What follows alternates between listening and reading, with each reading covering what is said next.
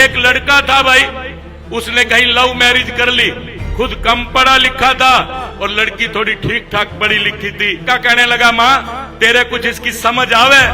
बोली हाँ बेटे समझ आने लग रही है। बोला माँ के समझ आवे? बोली ये अपने नहीं रहती है। जो कल तक कहते थे कुछ हो नहीं सकता यहाँ, जो कल तक कहते थे कुछ हो नहीं सकता यहाँ, आज वही पूछते हैं इतना विकास कैसे हुआ यहाँ।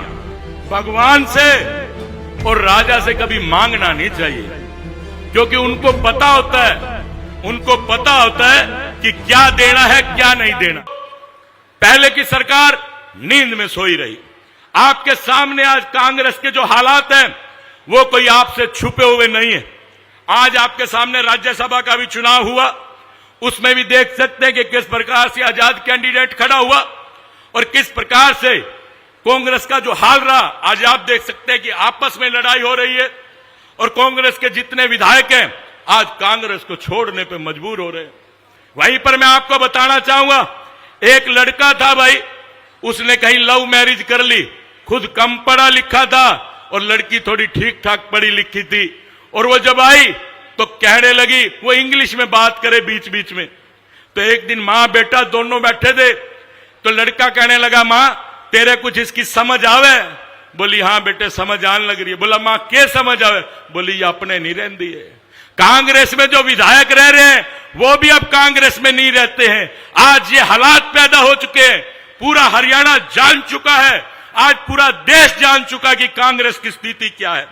जो वादों के सौदागर थे इस हरियाणा के अंदर, आज तीसरी बार आप लोगों के सहयोग से भारतीय जनता पार्टी की सरकार बनी। इससे पहले कांग्रेस निरंतर उसका यहां राज्य रहा, लगातार मंत्री रहे, लगातार विधायक रहे। आप अच्छी तरह जानते हैं उन्होंने काम करने नाम पर कोई फली फोड़ने का काम जींद में नहीं किया। जो वादों के सौदागर थे वो सपनों का व्यापार किया। जो वादों के सौदागर थे उन्होंने सपनों का व्यापार किया। हमने जमीन पर उतरकर आप सबका सपना साकार किया, आप सबका सपना साकार किया।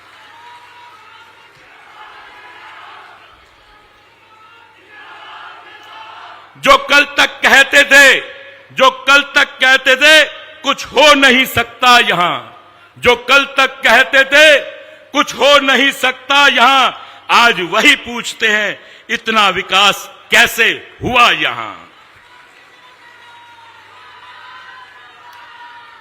और माननीय मुख्यमंत्री जी, आज जींद की जनता ने आपको दिखा दिया कि जींद की जनता आपसे कितना प्यार करती है, इस मिड्डा परिवार से कितना प्यार करती है और इस मुस्कुराते हुए चेहरे से इस अनथके मुख्यमंत्री से कितना प्यार करती है। जींद की जनता ने आज आपको दिखाने का काम किया।